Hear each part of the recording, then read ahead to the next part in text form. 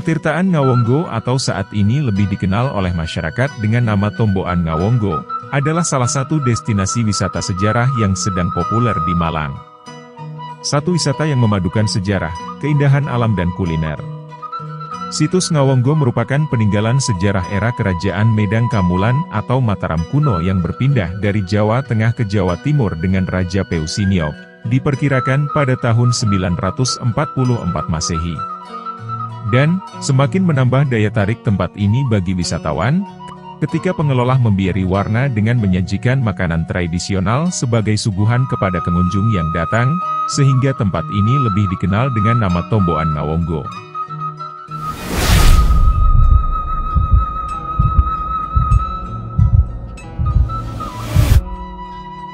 Tombioan, berarti suguhan atau sajian untuk tamu sebagai tombo, atau obat ketika pengunjung sedang lapar dan dahaga. Menariknya lagi, pengunjung tidak harus membayar, namun menggantinya secara sukarela. Satu tempat yang sangat menarik untuk dikunjungi. Untuk mengetahui secara detail tentang Tomboan atau Petirtaan Ngawonggo ini, mari kita simak video berikut yang berjudul 7 Keunikan dan Daya Tarik Situs Ngawonggo.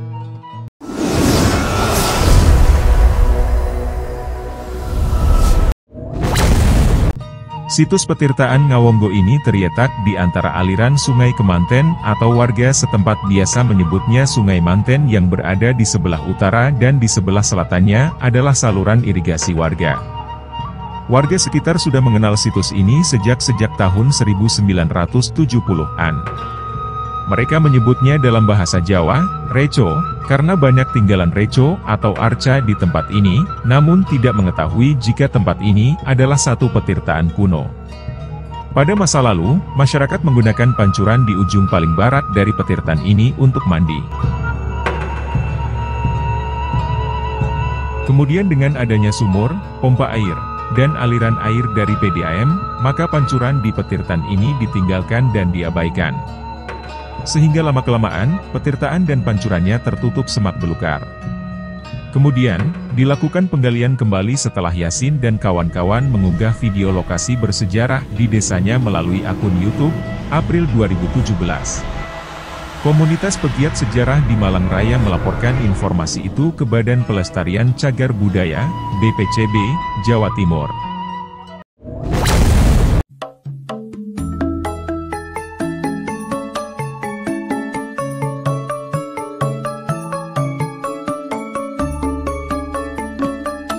Ketika memasuki kawasan situs Ngawonggo, kita akan disambut dengan suasana alam pedesaan yang tenang dan asri. Pepohonan dan rumpun-rumpun bambu ditambah dengan bangunan rumah-rumah kecil, membuat kita secara perlahan melupakan beban kehidupan lalu masuk dalam ketenangan pikiran.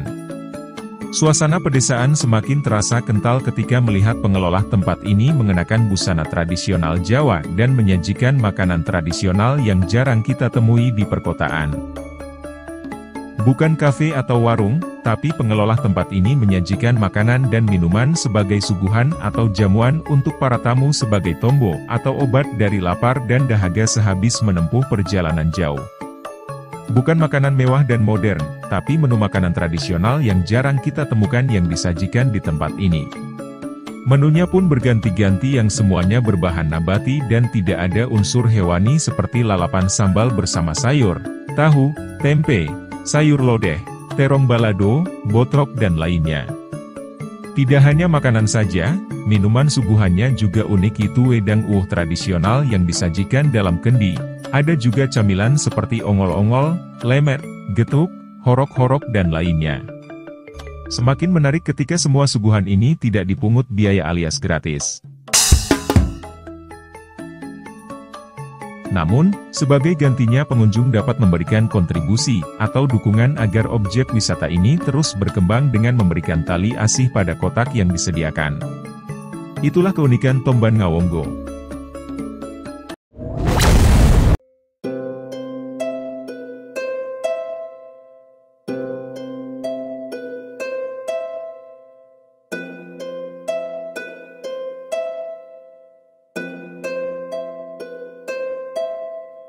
Situs Ngawonggo berada di Dusun Nanasan, Desa Ngawonggo, Kecamatan Tajinan, Kabupaten Malang, Jawa Timur. Keunikan pertama terletak pada nama Desa Ngawonggo yang erat kaitannya dengan nama di dalam pewayangan.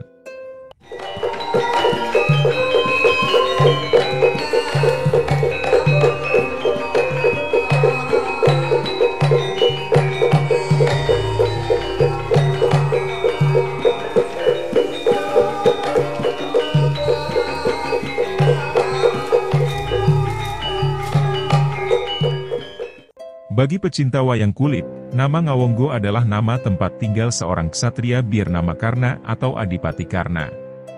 Kata Karna sendiri berasal dari bahasa Sanskerta yang berarti kuping atau telinga, karena dikisahkan jika bayi Karna ini keluar dari telinga ibunya yaitu Dewi Kunti Nalibrata. Sedangkan ayahnya adalah Batara Surya. Namun sayang, karena untuk menutupi aib ibunya, maka bayi Karna dibuang di sungai dan ditemukan dan diasuh oleh Kusir Adirata. Setelah dewasa Karna menjadi ksatria tangguh dan senopati perang kerajaan Kurawa sehingga diberi tanah perdikan yang diberi nama Ngawonggo atau Awonggo. Muncul pertanyaan, apakah benar nama Ngawonggo ini diambil dari nama pewayangan? Berbeda masa atau zaman, kemungkinan hal ini bisa terjadi, karena terdapat beberapa tempat di Malang yang masih menggunakan nama dalam pewayangan seperti Pringgodani di Malang Selatan dan Dwarawati di Lawang, Malang Utara. Namun, karena tidak ada bukti dan referensi yang kuat, maka pernyataan ini dianggap masih kabur. Mengutip dari Wikipedia, Desa Ngawonggo ini berasal dari kata Awonggo, dan didirikan oleh Mbah Suroyudo atau Syaikh Jalaluddin pada tahun 1476 Masehi. Di mana, Mbah Suroyudo ini berasal dari Ponorogo dan merupakan murid dari Sunan Bayat. Beliau sampai ke tempat ini karena diberi amanat untuk menyebarluaskan ajaran agama Islam dengan cara menyulap hutan menjadi sebuah perkampungan. Karena tempat ini dulunya adalah hutan, maka ketika sampai di sini, beliau menjalankan amanah yang diterima dari gurunya. Dan akhirnya, terbentuklah satu perkampungan yang berkembang hingga sekarang.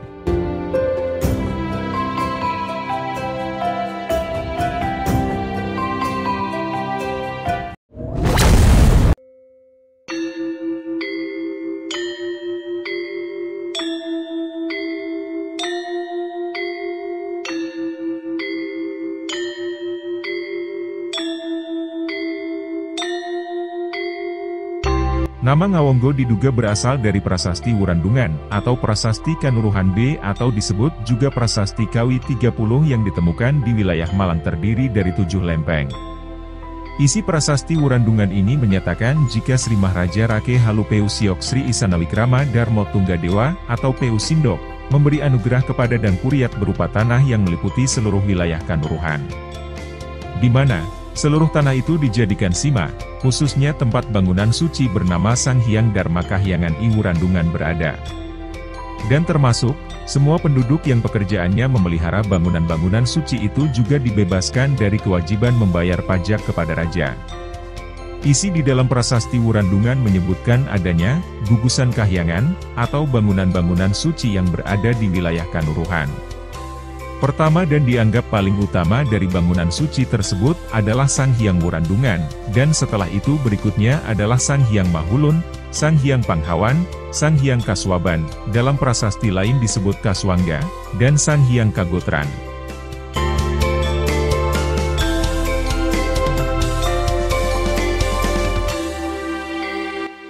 Nah, nama Kaswangga atau Kaswaban dalam prasasti Wurandungan inilah yang menjadi dasar terbentuknya nama Ngawonggo. Seiring dengan kemudahan dalam pengucapan orang Jawa, Kaswangga bergeser menjadi Angga lalu Ngawangga atau Ngawonggo.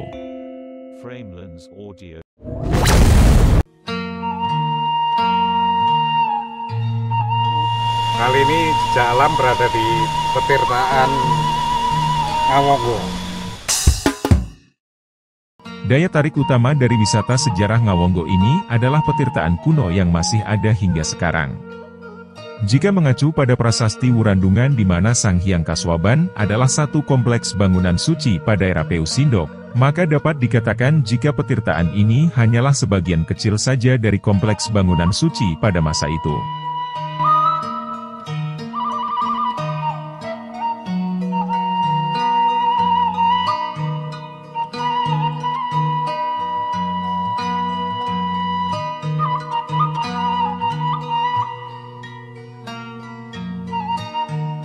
Petirtaan ini merupakan tempat untuk menyucikan diri sebelum beribadah atau melakukan ritual keagamaan lainnya. Petirtaan Ngawonggo ini berada di tepian Sungai Manten, lokasinya berada di antara kawasan hutan bambu seluas 150 m2 dan hamparan sawah penduduk. Secara keseluruhan, petirtaan Ngawonggo ini merupakan semacam kompleks sebuah pemandian kuno yang terdiri dari 6 kolam air lengkap beserta pancurannya dengan ukuran dan fungsinya masing-masing. Jika Sang Hyang Kaswanggan adalah bangunan suci dengan fungsi sebagai mandala pendewa guruan, maka diperkirakan tingkatan dalam pemandian kuno ini, terkait dengan tingkatan kasta atau tahapan dalam pendidikan dari para penghuninya seperti Brahmana, Cantrik, siswa senior hingga siswa baru.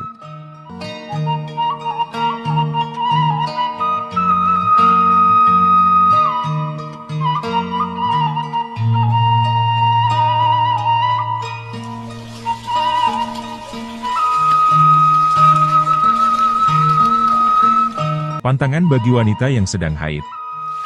Sebagai bangunan yang dianggap suci, Sang Hyang Kaswanggan terlarang bagi wanita yang sedang haid atau datang bulan. Dan, pantangan ini berlaku hingga sekarang sehingga pengunjung wanita yang sedang haid dilarang memasuki kawasan petirtaan.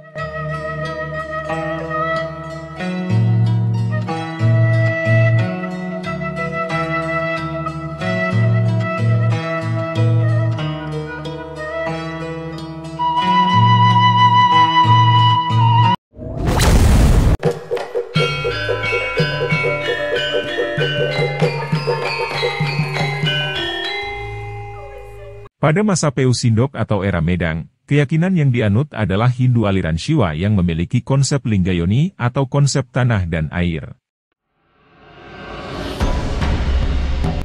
Hampir dalam setiap perancangan tata kota mulai dari ibu kota, pusat pemerintahan dan lain-lain, kerajaan beraliran Hindu Shiva ini menerapkan konsep Linggayoni.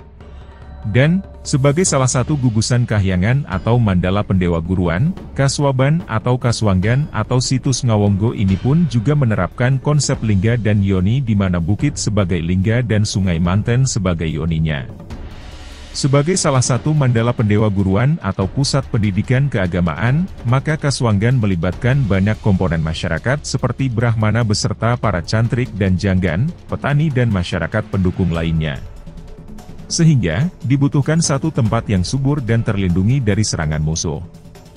Keberadaan Sungai Manten dan pertemuannya dengan sungai lain ditambah dengan bukit, menjadi semacam benteng pertahanan alami yang sulit ditembus ketika ada serangan dari kerajaan lain.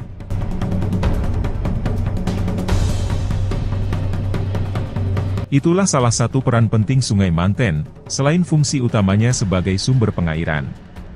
Benteng pertahanan alam yang memanfaatkan pertemuan dua sungai dan bukit ini lebih dikenal dengan nama Supit Urang yang tidak hanya digunakan pada masa kerajaan Medang saja, tapi juga kerajaan-kerajaan penerusnya. Itulah ulasan jejak alam Mat Dolan tentang 7 keunikan petirtaan Ngawonggo.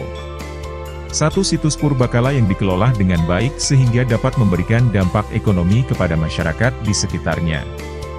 Harapannya, Tomboan Ngawonggo yang mendukung keberadaan situs purbakala ini, dapat menjadi percontohan bagi wilayah lain khususnya di Malang Raya sehingga dapat mengembangkan keberadaan tempat-tempat bersejarah sebagai salah satu penggerak ekonomi warga.